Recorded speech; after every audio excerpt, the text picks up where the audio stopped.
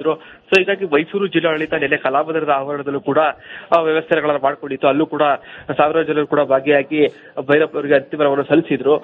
ನಿನ್ನೆ ಸಂಜೆ ಅವರ ಮೃತದೇಹವನ್ನ ಆಸ್ಪತ್ರೆಗೆ ಶಿಫ್ಟ್ ಮಾಡಲಾಗಿತ್ತು. ಇವತ್ತು ಬೆಳಿಗ್ಗೆ 8:30 ಸುಮಾರಿಗೆ ಮೈಸೂರಿನ ಕೋಪುರದಲ್ಲಿರುವಂತಹ ನಿವಾಸಕ್ಕೆ ತರಲಾಗಿತ್ತು.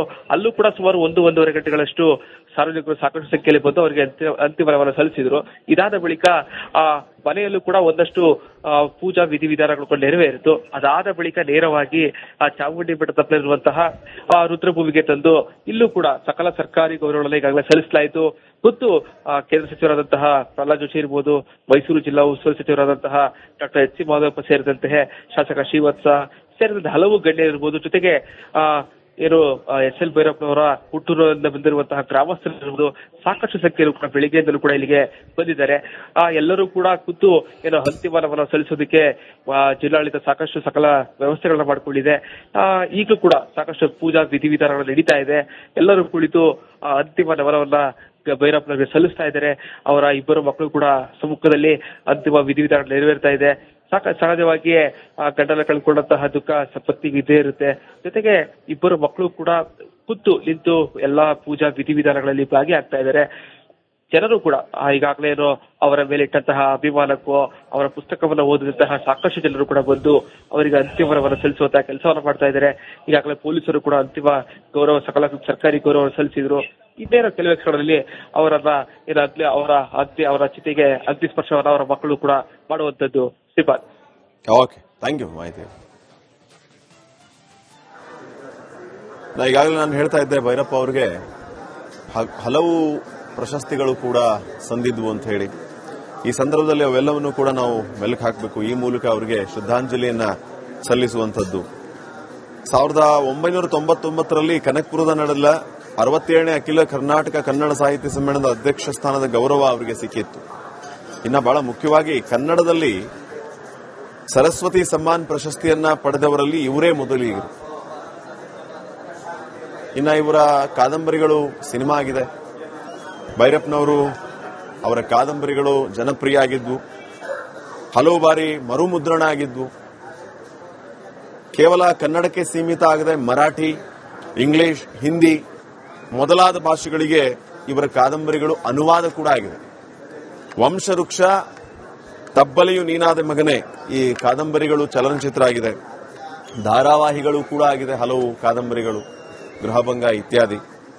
ಭೈರಪ್ಪನವರು ಕಾದಂಬರಿಗಳ ಜೊತೆಗೆ ಸೌಂದರ್ಯ ಮೀಮಾಂಸೆಯ ಹಲವಾರು ಗ್ರಂಥಗಳನ್ನು ಕೂಡ ರಚನೆ ಮಾಡಿದ್ದಾರೆ. ಸತ್ಯ ಮತ್ತು ಸೌಂದರ್ಯ ಇವರು ರಚನೆ ಮಾಡಿದ PhD ಗ್ರಂಥ. ಸಾಹಿತ್ಯ ಮತ್ತು ಪ್ರತೀಕ, ಕತೆ ಮತ್ತು ಕಥಾವಸ್ತು ಈ ಗ್ರಂಥಗಳು ಸಾಹಿತ್ಯ ಮೀಮಾಂಸೆಗೆ ಸಂಬಂಧಿಸಿವೆ. ನಾನೇಕೆ ಬರೆಯುತ್ತೇನೆ, ಭಿತ್ತಿ, ಆತ್ಮವೃತ್ತ ಗ್ರಂಥಗಳಾಗಿದೆ.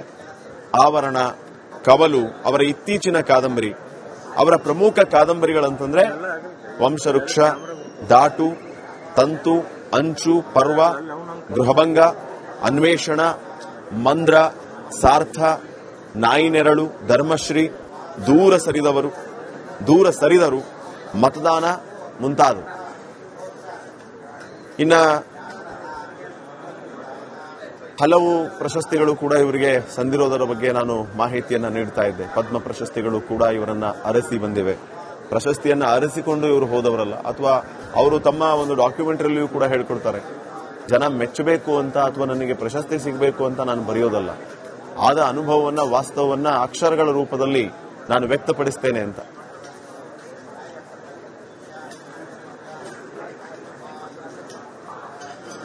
ಸಾಹಿತಿ ಜೋಗಿ ಅವರು ನಮ್ಮ ಜೊತೆಗೆ ಈಗ ಫೋನ್ ಸಂಪರ್ಕ ಸಿಕ್ಕಿದ್ದಾರೆ. ಸರ್ ನಮಸ್ಕಾರ. ನಮಸ್ಕಾರ. ಏನೇ ಸರ್, ಹೇಗೆ ನೆನಪಿಸ್ಕೊತೀರಿ ಸರ್ ಭೈರಪ್ಪ ಅವ್ರನ್ನ ಈ ಸಂದರ್ಭದಲ್ಲಿ? ಭೈರಪ್ಪ ಯಾವತ್ತೂ ನಮಗೆ ಜ್ಞಾಪಕ ಇರೋದು ಒಬ್ಬ ಕಾದಂಬರಿಕಾರನಾಗಿ. ಯಾಕಂದ್ರೆ ಅವರ ವೈಯಕ್ತಿಕ ಜೀವನದ ಬಗ್ಗೆ ನಮಗೆ ಜಾಸ್ತಿ ಗೊತ್ತಿಲ್ಲ. ಒಬ್ಬ ಅವರೊಂದು ಮಾತಿದೆ, ಅವರೊಂದು ಈ ಮೂಲ ದೇವರು ಊರಾಡಿದರೆ ಈ ಉತ್ಸವ ಮೂರ್ತಿ ಆದ್ರೆ ಅವರ ಮಹಿಮೆ ಕಡಿಮೆ ಆಗುತ್ತೆ ಅಂತ ಅದನ್ನ ಅವ್ರು ನಂಬ್ಕೊಂಡಿದ್ರು. ಎಲ್ಲೂ ಬರ್ತಿರ್ಲಿಲ್ಲ, ತಮ್ಮ ಪಾಡಿಗೆ ತಾವು ಬರೀತಾ ಇದ್ರು. ಇತ್ತೀಚೆಗೆ ಕೆಲವು ವರ್ಷಗಳಿಂದ ಹೊರಗಡೆ ಬರ್ತಿದ್ರೆ ಹೊರತು ಇಲ್ದಿದ್ರೆ ಅವರು ಬರೀ ಅಧ್ಯಯನ, ಪುಸ್ತಕದ ಬಗ್ಗೆ ಚರ್ಚೆ, ಅಂದ್ರೆ ಅದಕ್ಕೆ ಬೇಕಾದ ಪೂರ್ವ ತಯಾರಿ ಇದರಲ್ಲಿ ತೊಡಗಿಕೊಳ್ತಾ ಇದ್ರು.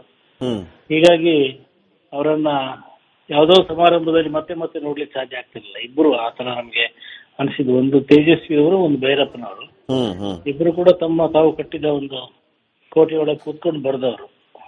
ಹೀಗಾಗಿ ಅವರ ಕಾದಂಬರಿಗಳ ಮೂಲಕ ಜ್ಞಾಪಿಸ್ಕೋಬೇಕು. ಅವರ ಕಾದಂಬರಿಗಳು ಸಿನಿಮಾ ಆಗಿದ್ದಾವೆ, ಅದ್ರ ಮೂಲಕ ಜ್ಞಾಪಿಸ್ಕೋಬೇಕು. ಆಮೇಲೆ ಕೆಲವು ಅನೆಕ್ಡೋಟ್ಗಳು, ಅಂದ್ರೆ ನಾವು ನೋಡಿದಂತ ಸಂದರ್ಭಗಳು. ಉದಾಹರಣೆಗೆ ನಾವೊಂದು ಹಾಸನದಲ್ಲಿ ಸಾಹಿತ್ಯೋತ್ಸವ ಅಂತ ಮಾಡಿದ್ವಿ. ಅದಕ್ಕೆ ಬಂದಿದ್ರು ಅವರು. ಈಗ ಬಂದು ಸುಮಾರು ಅದನ್ನು ಉದ್ಘಾಟನೆಗೆ ಕರೆದಿದ್ವಿ. 1 ಗಂಟೆ ಮಾತಾಡಿದ್ರು ಅವತ್ತು. ಅವ್ರು ಬರ್ತಾರೋ ಇಲ್ವೋ ಅಂತ ಒಂದು ಅನುಮಾನ ಇತ್ತು, ಅನಾರೋಗ್ಯ ಅಂತೇಳಿ. ಬಟ್ ಬಂದು 1 ಗಂಟೆ ಮಾತಾಡಿ ಅಲ್ಲಿದ್ದವ್ರಿಗೆ ಬಹಳ ಸಂತೋಷ ಆಗಿತ್ತು. ಅದು ಕಾರ್ಯಕ್ರಮ ಅರ್ಧ ಗಂಟೆ ಇತ್ತು. ಬಟ್ ಭೈರಪ್ಪನವ್ರು ಮಾತಾಡಿ 1 ಗಂಟೆ ಮಾತಾಡಿದ್ರೆ ಯಾರು ಬೇಡ ಅಂತ ಹೇಳಲಿಲ್ಲ. ಅಂತ ವ್ಯಕ್ತಿತ್ವ ಅವ್ರದ್ದು. ಆಮೇಲೆ ಇನ್ನೊಂದು ಧಾರವಾಡ ಸಾಹಿತ್ಯ ಸಂಭ್ರಮಕ್ಕೆ ಬಂದ ಒಂದು ಸನ್ನಿವೇಶ ಇದೆ. ಅಲ್ಲಿ ಅವ್ರ ಬಗ್ಗೆನೇ ಚರ್ಚೆ ನಡೀತಾ ಇತ್ತು. ಅವ್ರ ಬಗ್ಗೆ ಅಂದ್ರೆ ಭೈರಪ್ಪನವರಿಗೆ ಎಷ್ಟು ಜನ ಅವರನ್ನ ಇಷ್ಟಪಡ್ತಾರೋ ಅವರ ಒಂದು 20% ಜನ ಅವರನ್ನ ಇಷ್ಟಪಡದವರು ಇರ್ತಾ ಇದ್ರು, ಅವರ ಕಾದಂಬರಿ ಕಾರಣಗಳಿಗೆ, ಸೈದ್ಧಾಂತಿಕವಾದ ಕಾರಣಗಳಿಗೆ. ಅದರ ಚರ್ಚೆ ನಡೀತಾ ಇತ್ತು. ಬಟ್ ಇವ್ರು ಬರ್ತಿದ್ದಂಗೆ ಇಡೀ ಸಭೆ ಎದ್ದು ನಿಂತ್ಬಿಡ್ತು ಅದೇ ಸಲ. ಅಲ್ಲಿ ಎಲ್ಲಾ ಚರ್ಚೆ ಮುಗಿದು ಆ ಚರ್ಚೆಗೆ ಉತ್ತರ ಕೂಡ ಸಿಕ್ಬಿಡ್ತು, ಜನ ಅವ್ರನ್ನ ಎಷ್ಟು ಪ್ರೀತಿಸ್ತಾರೆ ಅಂತ. ಹಂಗಾಗಿ ಅವರು ವಿವಾದ ಇದ್ರೂ ಕೂಡ ವಿವಾದಗಳನ್ನು ಮೀರಿದವರು ಅಂತ ನಂಗೆ ಅನಿಸುತ್ತೆ. ಮಾತಾಡ್ತಿದ್ದಾರೆ ಸರ್ ವಿವಾದಗಳ ಬಗ್ಗೆ ಅಥವಾ ತಮ್ಮ ವಿರುದ್ಧ ಏನಾದ್ರು ಕೇಳಿ ಬರುವಂತಹ ವಿಚಾರಗಳ ಬಗ್ಗೆ ಅವರು ಎಷ್ಟು ಪ್ರಾಕ್ಟಿಕಲ್ ಆಗಿರ್ತಾ ಇದ್ರು, ಎಷ್ಟು ಸ್ವಾಭಾವಿಕವಾಗಿ ಅದನ್ನು ತಗೋತಾ ಇದ್ರು? ಇಲ್ಲ, ಅವರು ಅದನ್ನು ಸಾಮಾನ್ಯವಾಗಿ ಚರ್ಚೆ ಮಾಡಿ ನೋಡಿಲ್ಲ. ಅಂದ್ರೆ ಅವ್ರ ಬಗ್ಗೆ ವಿಮರ್ಶೆ ಬಂದಾಗ ಅವ್ರ ಸ್ನೇಹಿತರೊಬ್ರು ಇದ್ರು ಮೈಸೂರಲ್ಲಿ, ಅವ್ರಿಲ್ಲ ಈಗ, MSK ಪ್ರಭು ಅಂತ. ಅವರು ತಮ್ಮ ಎಲ್ಲಾ ಕೃತಿಗಳನ್ನ ಅವರ ಜೊತೆ ಚರ್ಚೆ ಅವರಿಗೆ ಮೊದಲು ಓದ್ಲಿಕ್ಕೆ ಕೊಡ್ತಾ ಇದ್ರು. MSK ಪ್ರಭು ನನಗೂ ಸ್ನೇಹಿತರಾಗಿದ್ರು. ಅವರು ಕೂಡ ಬಹಳ ಒಳ್ಳೆಯ ಕಥೆಗಾರರು. ಅವರಿಗೆ ಕೊಟ್ಟು ಅವ್ರ ಜೊತೆ ಚರ್ಚೆ ಮಾಡಿ ಅವರು ಚೆನ್ನಾಗಿದೆ ಪ್ರಕಟ ಮಾಡಿ ಅಂತ ಹೇಳಿದ್ಮೇಲೆ ಅವ್ರು ಮತ್ತೊಬ್ಬರು ಮಾತು ಕೇಳ್ತಿರ್ಲಿಲ್ಲ. He was the only one source of criticism and appreciation. ಆಮೇಲೆ ಅದು ನಿಮ್ಗೆ ಗೊತ್ತಿರಬಹುದು, ಅವ್ರದ್ದು ಮೊದಲ ಮುದ್ರಣವೇ 5,000 ಆಗ್ತಿತ್ತು. ಬಹುಶಃ ಕನ್ನಡದಲ್ಲಿ ಆ ಮಟ್ಟಿನ ಓದುಗರನ್ನು ಹೊಂದಿದ್ದ ಏಕೈಕ ಲೇಖಕರವರು. ಅದೆಲ್ಲ ಉಳಿದವ್ರಲ್ಲಿ 1,000, 2,000 ಆಗ್ತಿದ್ರು. ಬಟ್ ಅವ್ರದ್ದು ಮೊದಲ ಮುದ್ರಣನೇ 5,000 ಆಗ್ತಾ ಇದ್ರು.